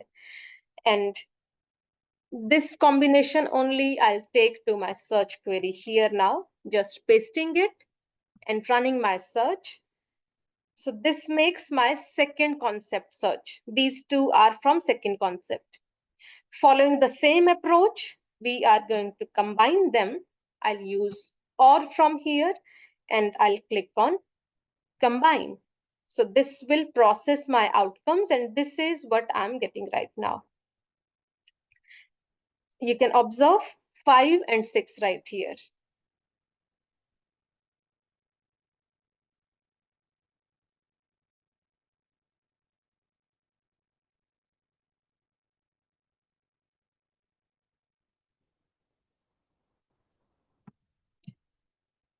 Technical team, can you please check why people are just putting these lines on screen right now? This is interfering.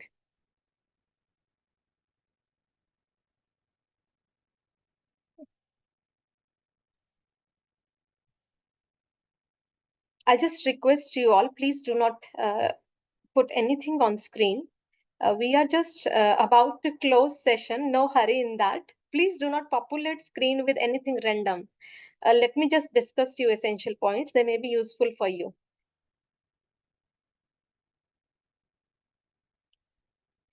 Okay, coming back to the point, I'm just getting stuck with it. I'll just share my screen again so that these things will be taken out.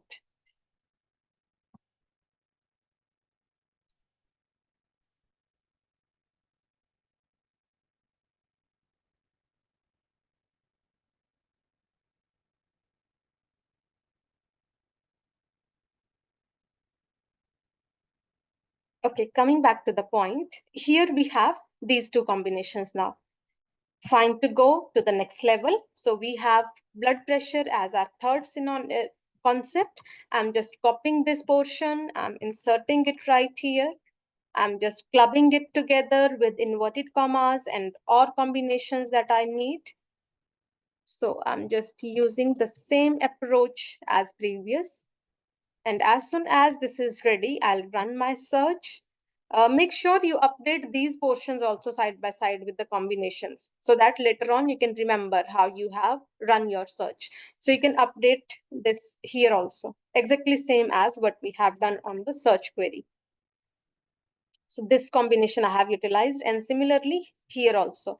If you are using asterisk signs, etc., accordingly you have to put that in your strategy also, so that you can share it in your paper also later on with your experts or reviewers also, you can share it clearly. So this I have created as second, and we have conducted query for this third approach here.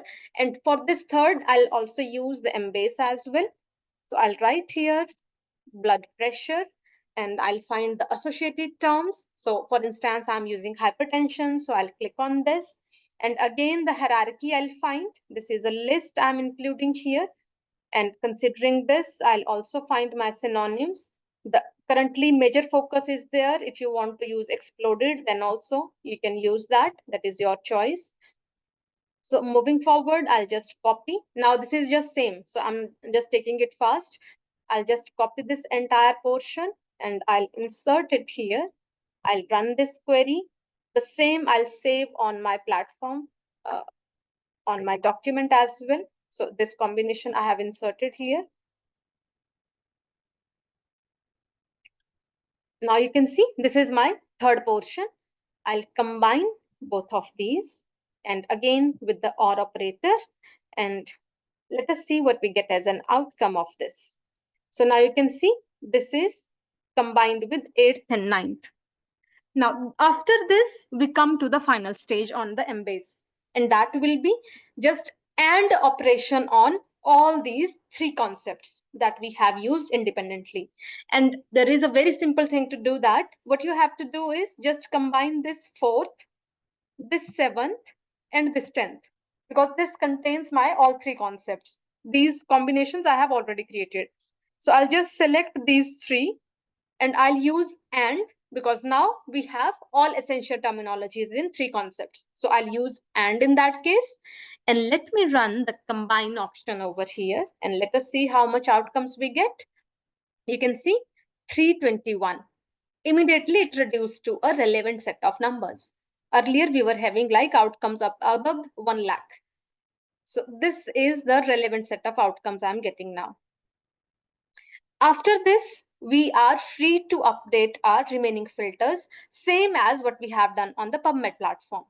So for that, what you can do is maybe any publication year filter you want to place, that you can do. Like maybe we can just find the filters over here. One is with, yes, on the top here, we have the date filter. So I'll click on this and I'll click on publication years from 2023 to 2025, because the same I have used on the PubMed. We generally recommend using same year limit on all the databases for the same SLR. So I'm using again past 3 years, for instance. And if you want to add any other like publication types, you can consider. Maybe if there is any specific technique, specific type of articles you want to use, that you can select from here like this. Maybe if you want to include conference paper also, that is fine. Secondary articles we generally do not include in your SLRs. We generally prefer primary articles. So I'm just selecting article from here. If any language barrier is there, accordingly you can put that, like maybe English only I can insert. If anything relevant to gender, age, or animal, accordingly you can update that. But I'm just updating initial features only. So I'll just run this search. And soon after that, the updated query I'll get, and it shows 75 articles. And make sure you save this query also. That is your updated query based on the all filters that you have added. So this is my final query that I have here. And it appears something like this. So leading with this, now we can save our articles as your CSV file, same as your PubMed platform. So what I'll do is I'll just click on these results from here, and then I'll click on export from here. You can observe export option we have. So currently all 75 articles we have selected. You can go below and you can check if all of them are included on the page. You can choose from here that how many articles should be on the page, so that you can select them all together, and then export I can click, and from here I can choose what type of file I need. So for instance, if I need a CSV file, I can click on this. So with this, I can choose my records to be edited. I'll click on export from here.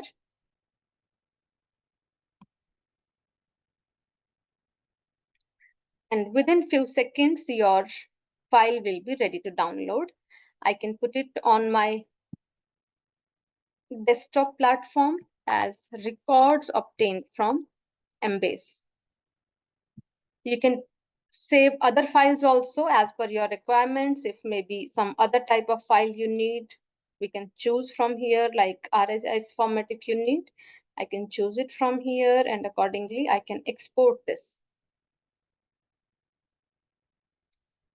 That compatibility you can choose based on your further softwares easily. So I can click on this and another file will be downloaded easily. So this is records from Embase. I can save RIS file I'm getting. So I'm just placing it here. This is with your Embase platform, and make sure whatever updates you do on your search queries, you are just putting them right here. You are saving everything in your document. Although you get everything on your this platform also, you can observe everything is saved here. Whatever queries you have run in together, they are saved here. So from here also, you can just copy them and you can place them on your platform for future requirements, or you can just keep a screenshot of everything so that you can refer to that in future.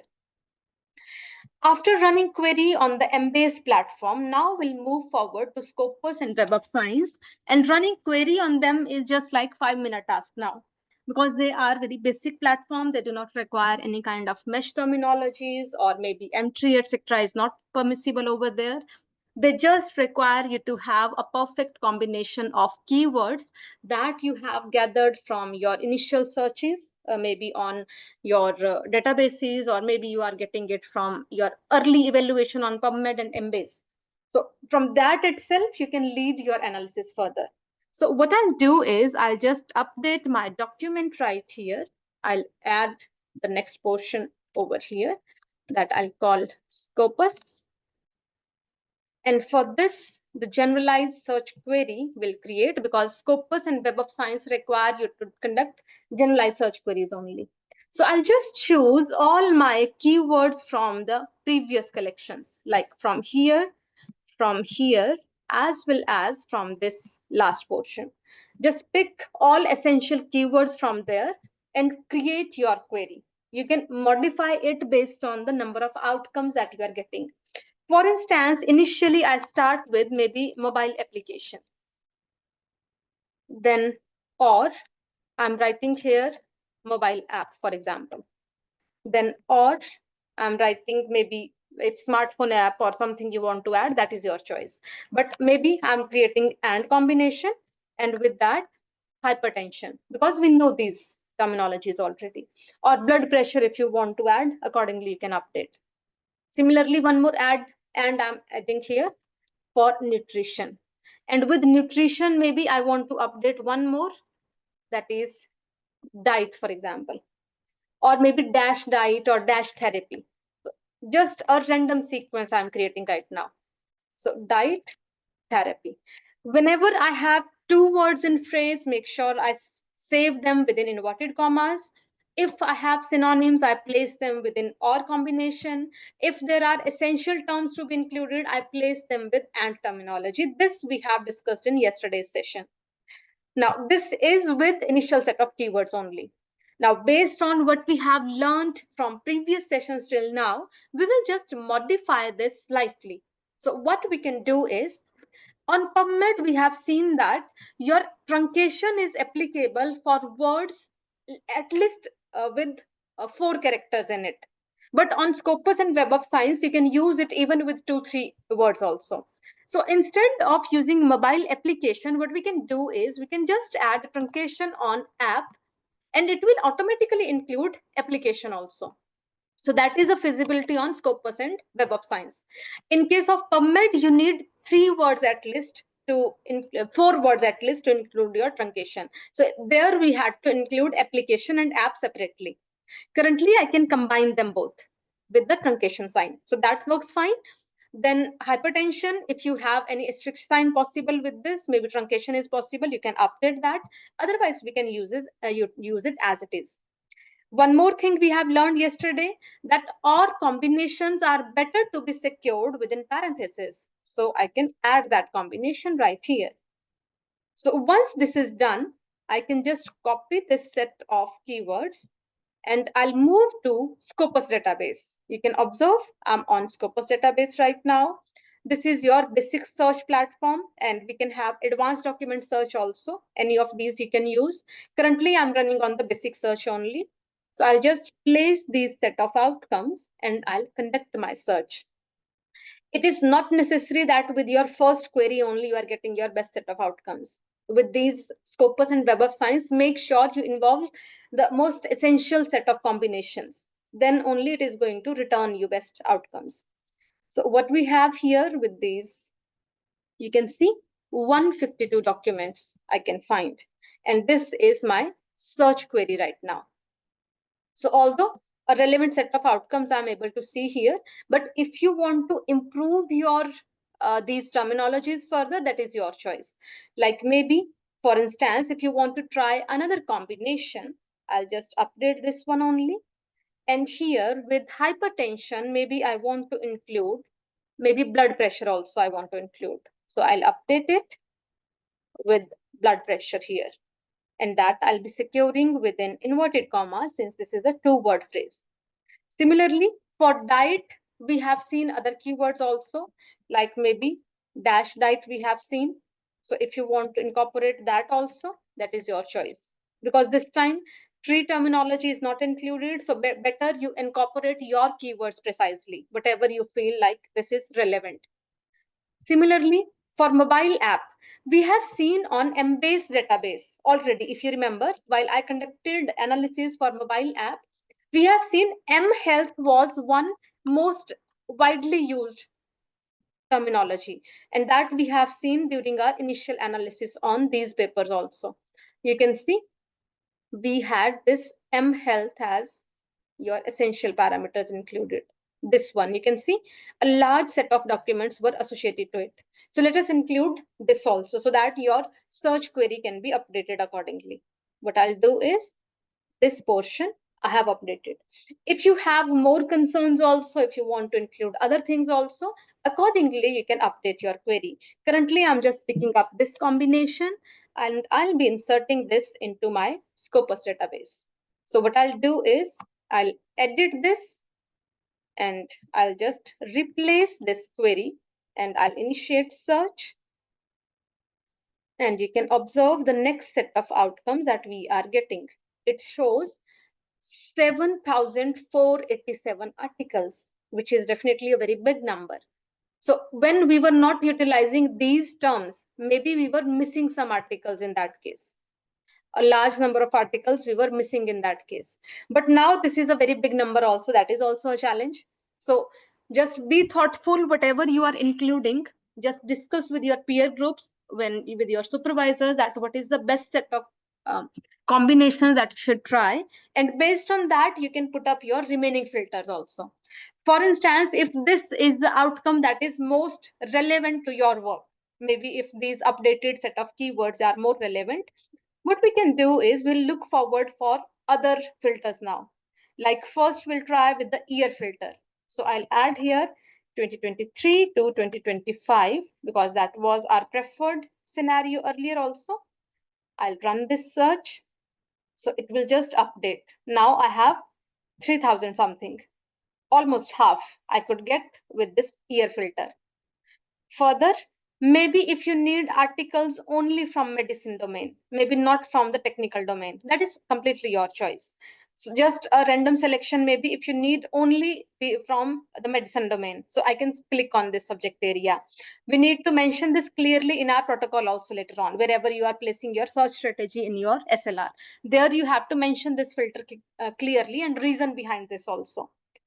Then maybe only articles I'm selecting because I don't need secondary studies, reviews, etc. So I'm just putting journal articles only. That is definitely your choice how you want to include them. Then language filter also you can add, like English only. I can just remove other documents. So that will be also a part of your inclusion exclusion criteria accordingly. As soon as I have updated my filters, I'll click on limit to, and soon after that your updated set of outcomes you will get. And we have here 1455 documents.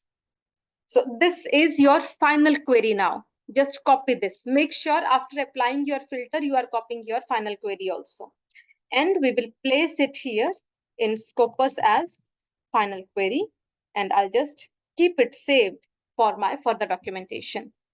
And as soon as this data is ready, now we can export it. So for that, I'll click on export. And again, whichever file is suitable for your work, you can click on that version, and then you can just download all those relevant files. All documents I can include. Just let me check how many are included in this. I'll click on all.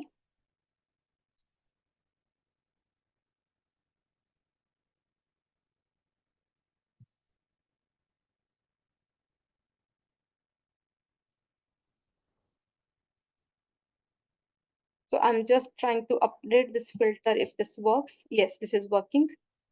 So it says that by default, you can download only 50 results at a time. So maybe you can download multiple files also in that case, but let me check if it can include all.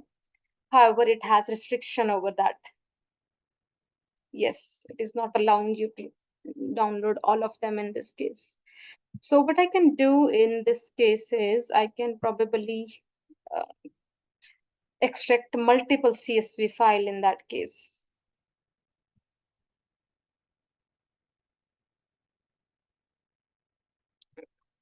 Okay, so maybe just example I'm putting here, like exporting items from your this document. Let us see how many it could export in one go.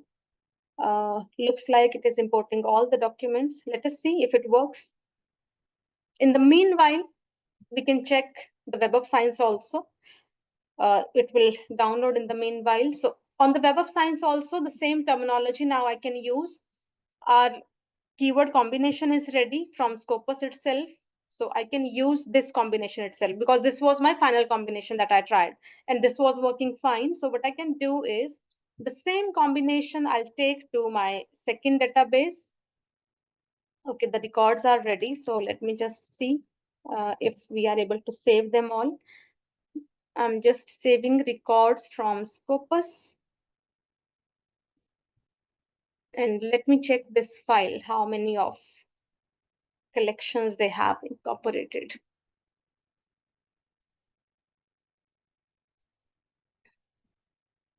Okay, so I can observe here that I think they have incorporated all. Yes, fine. So we are on the good note.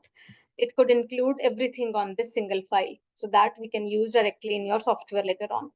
So now Web of Science again, this is a platform where we can conduct search on the documents platform. Now here again, I can place the same keyword that I have utilized on the Scopus platform because the same will work on Web of Science as well. It allows you to use similar and or combinations, similar asterisk signs, similar quotation marks, everything can work. All fields is by default selected. If you want to choose anything specific, that is your choice, but generally we run it with all fields. That goes well with your search strategy. So I'll just click on search here and it will return you a limited set of outcomes you can observe. And let us apply year filters as well as article type filters.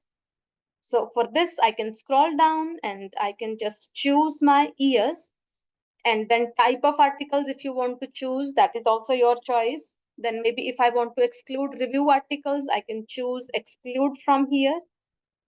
Similarly, if I want to include specific years, that also I have added.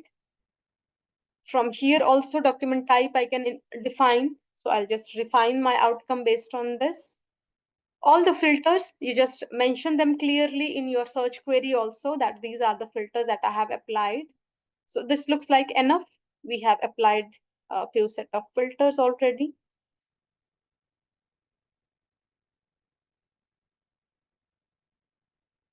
Okay, let me check. Maybe something is wrong. Yes, year filter, it has just placed in the wrong manner.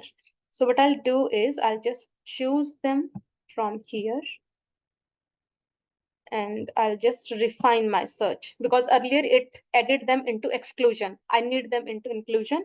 So accordingly, I could update my results.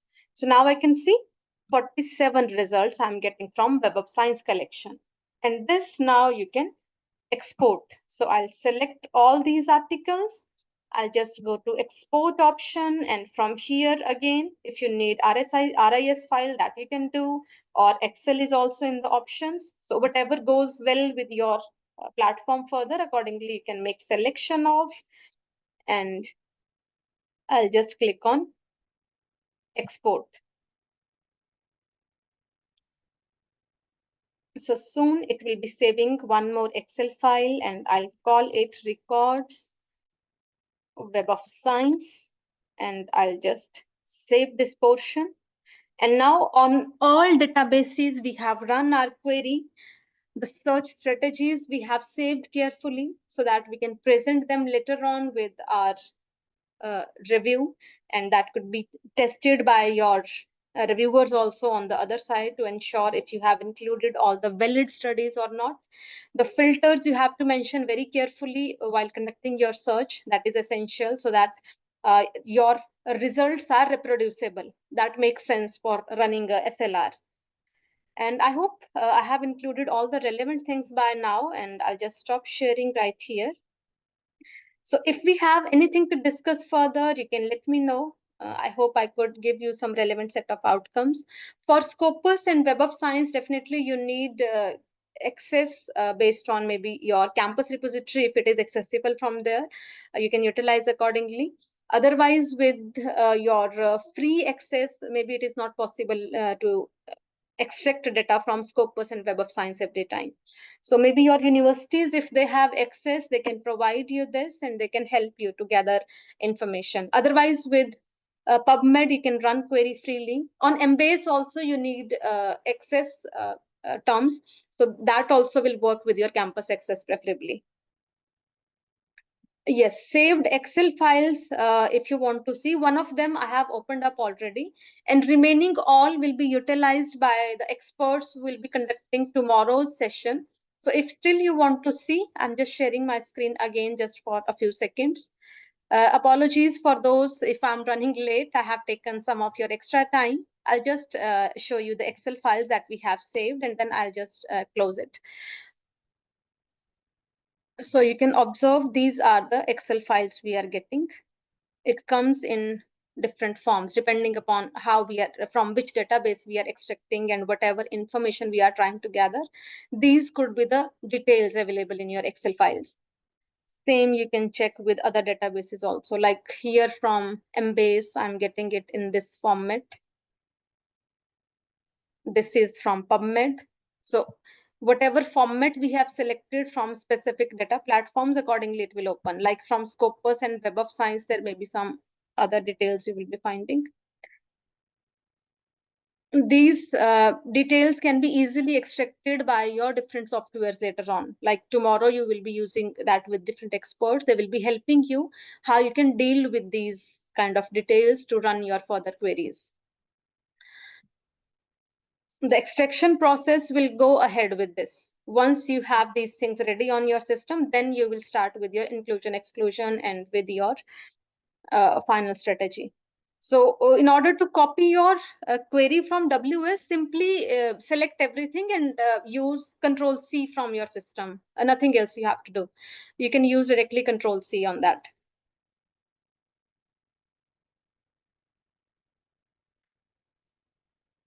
Thank you very much